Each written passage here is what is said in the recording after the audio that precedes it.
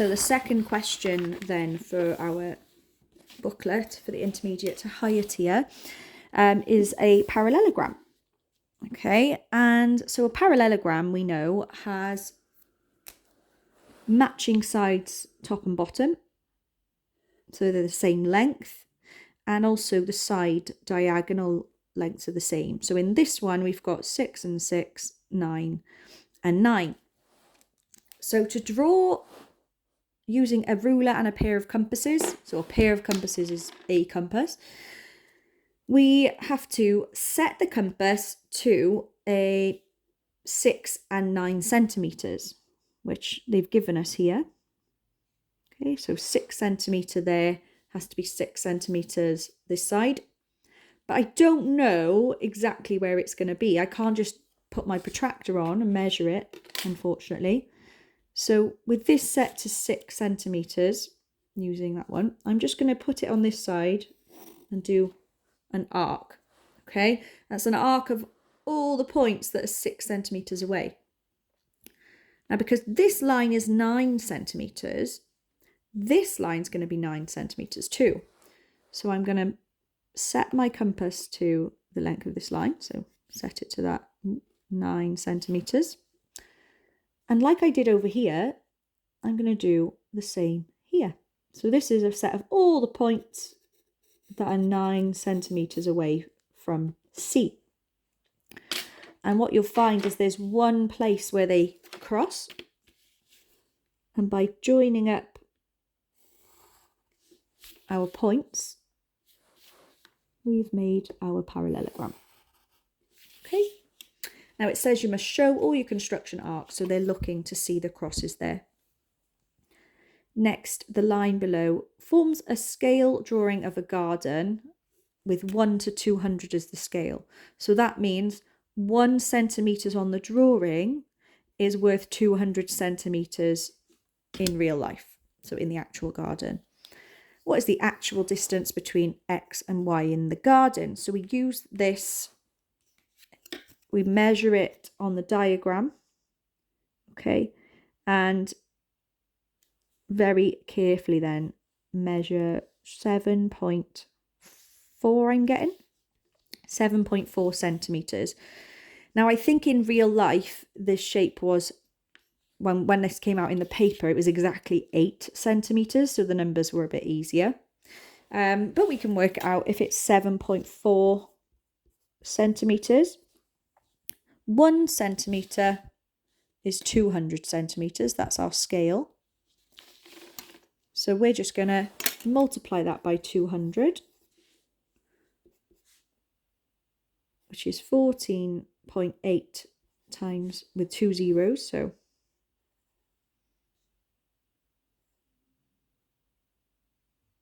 there we go, 1,480 centimetres, which in metres is 14.8. I've just put centimetres there, metres. Next, we're looking at an accurate drawing of a triangle where AB is 7, this angle at B is 90, and BAC is 60, using only a ruler and a pair of compasses. So what I would do is a little just pretend sketch here. A, B, C. So AB is 7 centimetres, ABC is 90, and BAC is 60. So that's the angle at A, BAC 60. Okay. Now, they've given you a side. Always draw the side first, but I'm going to make that the bottom. Okay, so I'm going to have A there, and I'm going to do a 7 centimetre line like this. Okay, now I always put dots and then join it up, so I don't go too far, and I'm going to label as I go. So A, B, and then C is going to be up here. I need a 90 degree here, which we've seen in an earlier question, and a 60 degree here. Okay, so 60 degrees comes from the equilateral triangle. Okay, so to make an equilateral triangle, I set my compass to exactly 7 centimeters. And I'm just going to do an arc up each side. Okay, and I only need the angle on the left-hand side. So by joining those up, I've got my 60-degree angle. Now this line is probably going to have to be longer, but we'll join that up later.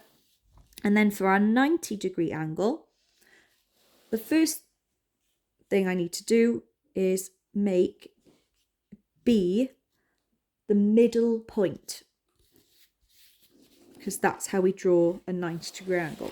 So I'm going to set my ruler up so 3 centimeters is at B. I'm going to make a mark 3 centimeters either side of B. Okay, and then what we're going to do is bisect here. So I go just past halfway. B is halfway. Okay, just past halfway. Okay. And I go back to that other point and do the same here, where B is in the middle of these 2 points. And you get this sort of fish shape. And by joining up the 2 points there, I've got a 90-degree angle. Notice I didn't go all the way down. You don't lose any marks if you do, but you don't need those because we want to go upwards to make our triangle. So I'm going to keep going up, and I want these 2 points to join. So I'm going to have to make both of them quite long. And then there we go. So I've got my 90-degree angle, my 60-degree angle with 7 centimeters between. I think this is the last question here. The point P is that P lies on the perpendicular bisector of AB. So we're going to have to bisect this one. And BAP is 30 degrees. So BAP is 30 degrees. Using only a ruler and a pair of compasses, we're going to show one of the possible positions of P. Now there are 2 possible positions. It could be up there or down there. I'm going to aim to do one up here. So we're going to need a 30-degree angle here and a perpendicular bisector here. Now we've seen just now how we bisect between 2 points. We did it in the last question at B, because we made B the centre of 2 points. Now here, these are our 2 points. So we're going to go over halfway, okay? Now you can use your ruler to work out what halfway is. Okay, and on my diagram, it's at about 7.1, so about there. So I'm going to make sure I set my compass to over halfway and do this arc on both sides. And by doing that, I've made the bisector. Okay, so I'm only going to go up. I could have gone down as well. Okay, but I just want one of these lines going up. Now, 30 degrees, there's no quick way to get 30 degrees with the compass. We have to do a 60-degree line, 60-degree angle. We need to do a 60-degree angle and then bisect it, which we've also seen. Okay, so to do a 60-degree line, I need an equilateral triangle. Okay, so I make my equilateral triangle by, let me see if I can get this camera aligned so you can see more. Ooh. Okay, so I'm going to set the compass to as wide as these 2 points go.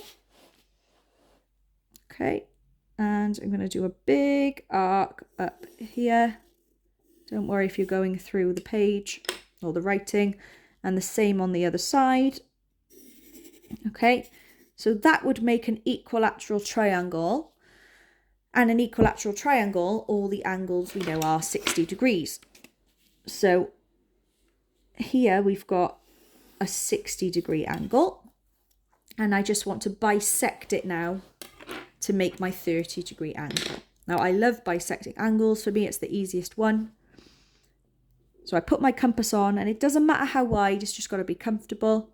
I mark both lines like this, and then I take my compass, keeping it the same width to each new point, and I do an arc there. Oh, that wasn't very good.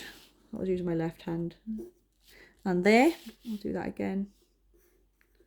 And we've got a really clear point where they cross. And then if I join this up, that gives me my 30-degree angle. And the point here is on the 90 degrees, and BAP is 30 degrees.